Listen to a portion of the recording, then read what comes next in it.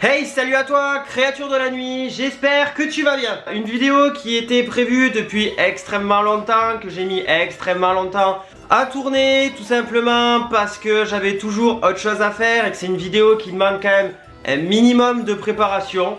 Ouais, je sais, des fois ça arrive, je m'organise, qu'est-ce qu'il y a? Avant de continuer, je t'invite à soutenir la chaîne en t'abonnant, en likant et en partageant la vidéo, c'est gratuit et ça me ferait extrêmement plaisir. Et si jamais, tu peux aussi me suivre sur Instagram. Voilà, ça aussi ça me ferait plaisir. Donc tu l'as vu dans le titre, hein, je vais pas faire durer le suspense plus longtemps. Je vais te parler de mes piercings. Originalité, bonsoir ou bonjour, ça dépend à l'heure qu'il est, à l'heure où tu regardes cette vidéo. Putain, mais qu'est-ce que je peux sortir de conneries moi en ce moment? Santé.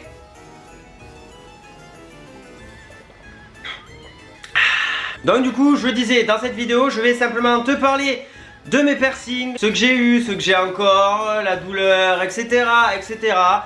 C'est quand même un sujet assez récurrent sur YouTube, donc tu sais en quoi ça consiste. Mais quand même, certains d'entre vous m'ont quand même pas mal posé de questions sur mes piercings. Donc plutôt que de répondre au cas par cas, je me suis dit je vais faire une vidéo, comme ça sera global. Donc tous les piercings que j'ai, sauf les cheeks, c'est moi qui me les suis fait absolument tout seul. Je tiens à préciser que je n'encourage absolument personne à faire exactement comme moi. Je suis un professionnel du piercing, pour ceux qui ne le savent pas encore, que j'ai passé ma formation, que j'ai travaillé pendant plus d'1 an en salon de piercing tatouage. Donc je sais ce que je fais. Mon shop est en cours de création. Seulement coronavirus a décidé de faire des siennes, donc c'est repoussé. Donc je ne vais pas pouvoir te parler de prix, etc. Dans cette vidéo, je vais simplement te parler de tout ce qui est douleur, cicatrisation, complications éventuelles que j'aurais pu avoir, etc. J'incite absolument personne à se percer seul. Si tu as envie d'un piercing, je t'invite et te recommande très fortement à aller voir un professionnel. Il saura bien mieux gérer les éventuelles complications ou tout simplement problèmes que tu pourras avoir. Donc sur ce, j'espère que tu es installé confortablement et c'est parti. Tous les piercings que je vais dire ne vont pas être dans l'ordre parce que clairement j'en ai tellement eu que je ne sais absolument plus dans quel ordre je les ai eu, hein, voilà. Donc le tout premier piercing que j'ai eu, c'était le labré centré du coup que ma mère m'a offert pour mes 15 ans. Donc à l'époque j'étais mineur, voilà, forcément à 15 ans t'es mineur. Mais ma mère m'avait accompagné du coup avec les attestations signées, etc. Seulement étant donné que c'était mon tout premier piercing, je n'y connaissais pas grand chose. Du coup j'avais demandé au perceur de me percer labré centré, j'avais pas précisé que c'était pour un anneau. Du coup il m'avait percé beaucoup trop bas. Du coup je mettais un petit pic et au bout d'un moment ça m'a saoulé parce que moi je voulais à tout prix mettre un anneau. Et je pense que tu me connais quand même suffisamment depuis suffisamment longtemps maintenant.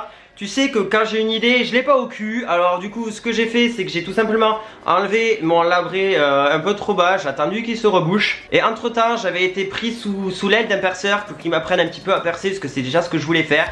Donc il m'a dit, tu sais quoi, ton premier piercing, plutôt de le faire sur quelqu'un, tu vas le faire sur toi. Et du coup il était à côté de moi et tout, donc je me suis refait donc ce labré là tout seul pour la première fois. Ça s'est très bien passé, même si j'étais complètement en PLS. Donc bref, donc ceci dit, donc il était là pour m'accompagner, pour me guider, etc. Donc je l'ai refait exactement plus haut pour pouvoir mettre un anneau. J'ai attendu 3 mois ensuite que ça cicatrise bien pour pouvoir mettre un anneau. Et c'est toujours le même que j'ai, donc il va extrêmement bien depuis. Donc tu l'auras compris, une fois que je me suis fait ce premier piercing tout seul, j'ai enchaîné tous les autres parce qu'il fallait bien s'entraîner quelque part. Et que personnellement je me voyais pas aller demander à des potes ou à des gens dans la rue, bon je suis apprenti perceur et tout, qui c'est qui me prête son corps? Ah, personne? Ok, au revoir. Du coup je me suis entraîné, je me suis fait tous mes piercings tout seul. Ensuite je me suis percé donc les lobes que j'ai ensuite stretché, donc là jusqu'en 20 mm. Je précise pour ceux qui souhaiteraient se les stretcher qu'on ne va pas au-delà d'1 mm par mois maximum, hein. Après si tu te déchires le trou, écoute, c'est ton problème, hein. Après m'être percé les 2 lobes, j'ai attendu à peu près 1 mois. Et puis je me suis dit, j'ai envie d'autres trous. Du coup hop, je me suis fait le 2e et le 3e trou des 2 côtés à la suite. J'ai de suite changé les bijoux. Ouais je sais c'est pas bien, mais j'aimais pas les médicaux. Et c'est à partir de là que je me suis chopé une merde. C'était des petites infections comme ça, enfin des petites irritations, juste parce que j'avais changé le bijou beaucoup trop tôt.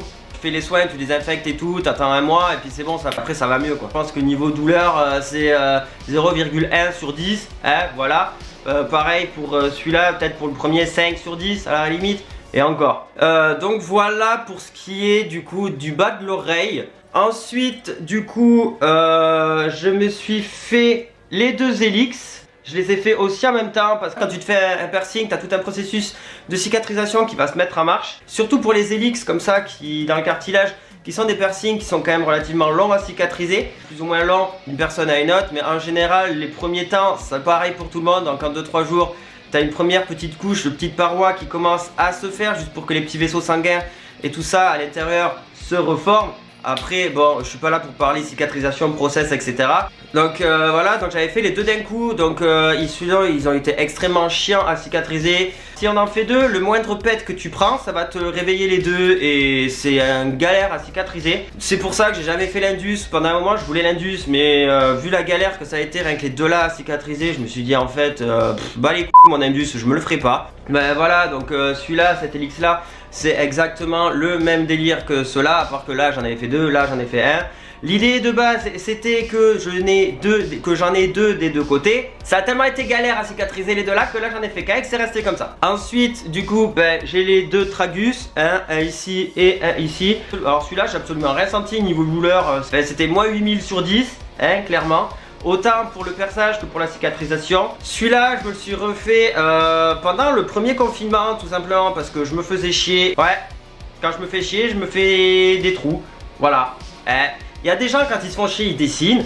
Ils font des choses plus intelligentes que ça. Et moi quand je me fais chier je me fais des piercings. Voilà. Écoute, personne n'est parfait hein.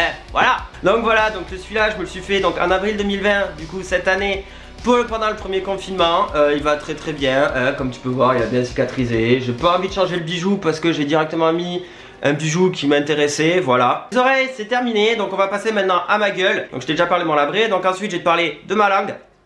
Voilà. Lui par contre je ne me le suis pas fait tout seul, simplement parce que à l'époque j'avais 16 ans et que j'apprenais à peine à percer. Celui-là clairement je me le sentais pas, j'avais vu mon maître de stage, je me dis ouais si tu veux je t'apprends, je te guide et tout ça, je fais non, j'ai dit celui-là tu me le fais. Et puis on n'en parle plus quoi, j'étais vraiment pas prêt de me le faire tout seul. Donc bon voilà, un piercing à la langue, niveau douleur j'ai absolument rien senti. Niveau cicatrisation, étant donné que j'étais quelqu'un qui ne fumait pas et qui ne buvait pas, j'ai eu aucune complication. Voilà, ça s'est très très bien passé, j'ai changé le bijou au bout d'un mois parce que le grand truc ça me saoulait. J'ai eu les arcades, donc je sais pas si tu arriveras à bien les voir. Ouais là tu les vois un petit peu, j'ai des belles marques. Donc j'en avais fait deux comme ça, un à la suite de l'autre. Donc le piercing à l'arcade chez moi, ils n'ont pas tenu clairement. Il y en a un qui a commencé à rejeter parce qu'à savoir que l'arcade c'est un peu considéré comme un piercing de surface. Chez certaines personnes ça peut tenir très très bien, sur moi ça n'a pas tenu. Il y a le premier qui a commencé à rejeter. Du coup le deuxième je l'ai gardé pour au final me l'accrocher une fois en me déshabillant un peu trop vite. Donc d'où les marques, voilà. A savoir que le piercing à l'arcade, niveau douleur, je me rappelle pas avoir eu si mal que ça dans l'ensemble. La cicatrisation ensuite, du coup j'avais un léger hématome étant donné que j'en avais fait deux d'un coup. Après ça allait quand même relativement vite, ça a quand même vite dégonflé. Donc ensuite pour le visage, j'ai les cheeks. Donc les cheeks, j'ai fait plusieurs vidéos dédiées spécialement sur ce piercing. Je te les mets dans le i ici et en barre d'infos également. Mais en gros ceux-là je les avais été les faire chez Attica Bodyworker à Toulouse parce que c'est pareil, je me sentais pas de me les faire tout seul. C'est surtout pour passer le bijou à l'intérieur. Quand c'est sur toi c'est un petit peu galère, donc du coup j'ai préféré laisser faire un professionnel. Ensuite du coup j'ai eu le septum, le piercing de vache là. Ouais, donc le septum, sur le moment tu pleures parce que ben, c'est le nez, donc tout ce qui touche au nez. Au moment où tu vas t'arracher un poil, clairement tu vas pleurer. Donc quand tu penses bien que quand tu vas passer une aiguille, tu vas pleurer aussi. Après franchement niveau douleur, enfin moi je me rappelle avoir eu mal au moment où l'aiguille a traversé. Et dès que l'aiguille avait traversé, franchement ça allait quoi. Donc j'ai pas eu de complications non plus là-dessus. La narine m'a fait bien plus mal que le septum. Mais quand je dis bien plus mal, c'est vraiment j'ai eu l'impression de prendre une porte et de me l'ouvrir sur la gueule. Clairement ça a été ça. À l'heure où je tourne cette vidéo, il y a à peu près 2 semaines. Donc tout simplement au tout début du nouveau reconfinement, je me suis refait le Médusa il y a à peu près 15 jours. Donc bah, du coup le Médusa je l'avais déjà eu. Donc j'ai repercé exactement à l'endroit où je l'avais. Donc déjà comme tu vois le Médusa, voilà ça fait 15 jours que je l'ai. Il me fait déjà plus mal. Pour le Médusa niveau douleur c'est exactement comme le labré hein. Le seul problème c'est que comme ces points, comme pareil c'est relié au niveau du nez, au moment où tu perces, t'as la petite larme qui coule. Sinon niveau douleur ça pique un petit peu plus que le labré. Mais dans l'ensemble je dirais peut-être 3 sur 10, enfin 2,5, 3 sur 10 à peu près. Donc pour le moment il va très bien. Donc ben, on verra par la suite hein. Mais le premier allait très très bien. Donc il n'y a pas de raison que le deuxième n'aille pas bien. Pour mes 17 ans du coup je me suis fait percer du coup les cervicales. Je sais pas si tu arriveras à voir parce que entre temps je me suis fait tatouer sur la cicatrice parce que ça m'avait laissé une sacrée cicatrice. Je sais pas si tu arriveras à bien voir.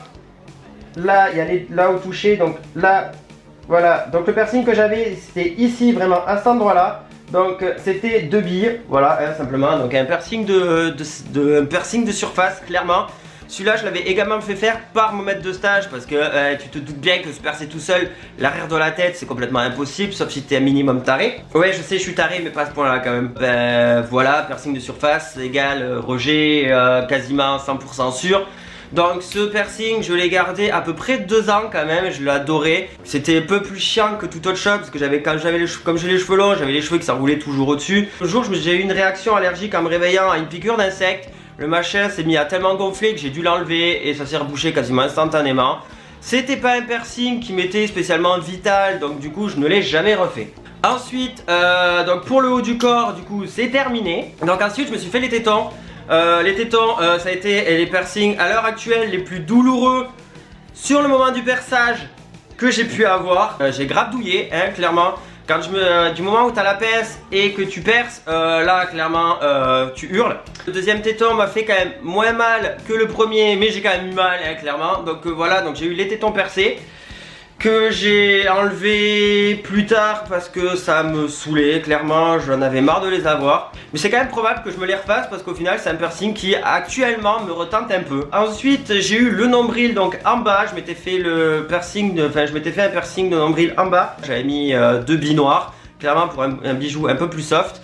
Le piercing au nombril, clairement au niveau douleur, easy, hein, cicatrisation easy aussi. En tout et pour tout, j'ai dû avoir à peu près une trentaine de piercings. On va passer maintenant aux microdermales parce que du coup, il fallait que je m'entraîne aussi sur quelqu'un, donc je me suis entraîné sur moi. Donc je me suis posé des microdermos du coup tout seul. Le premier microdermal que je me suis fait, c'était ici.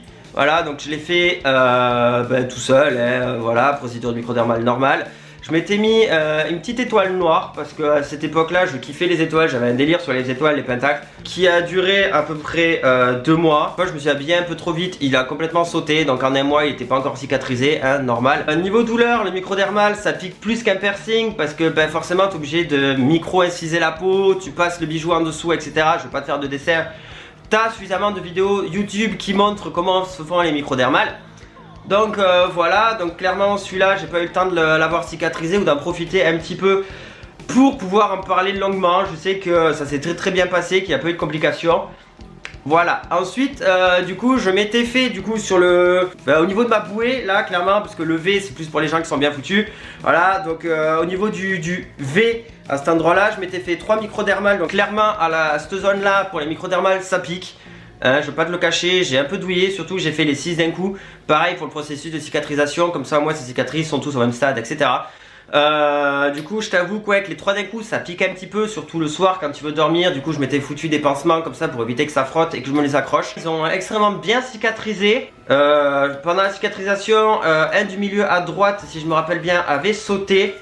Parce que pareil je m'étais accroché. Et du coup le tout dernier en bas là, au niveau de la ceinture du pantalon, parce que oui forcément j'étais suffisamment intelligent pour les faire, à peu près 1 cm au-dessus de là où passe ma ceinture, hein. Donc forcément il y en a un des deux aussi qui a sauté. Donc je m'étais retrouvé avec deux microdermales de chaque côté, que j'ai gardé quand même relativement, que j'ai gardé à peu près 3-4 ans quand même. Au moment où j'en ai tout simplement eu marre et que je me les suis tout simplement enlevés, pareil tout seul. Parce que je savais les poser, donc je savais aussi également les enlever. Donc j'avais pas envie d'aller voir je sais pas qui là pour me les enlever, payer je sais pas combien. Mais comme je t'ai dit, je suis un professionnel, je sais ce que je fais, donc voilà. Mis à part les deux qui avaient sauté, ça s'était quand même relativement bien passé. Et au final, les microdermos, j'en ai pas d'autres et j'en ai pas refait d'autres. Parce que c'est pas spécialement ce que je kiffe sur moi. J'adore les faire, ça y a pas de problème. Mais alors sur moi, je suis pas spécialement, enfin ça m'est pas spécialement indispensable en fait, donc voilà. Donc du coup, sur ce, il me semble que j'ai fait le tour de tous mes piercings. N'hésite pas à me poser des questions en commentaire, j'y répondrai. J'espère que la vidéo t'a plu. N'hésite pas à me dire ton ressenti en commentaire. Ça faisait un petit moment que j'avais envie de faire cette vidéo et j'avais peur qu'elle soit un petit peu brouillon. Dis-moi toi en commentaire tes aventures de piercing, ça ferait extrêmement plaisir de les lire. Du coup je te dis porte-toi bien, fais attention à toi et à la prochaine. Allez ciao!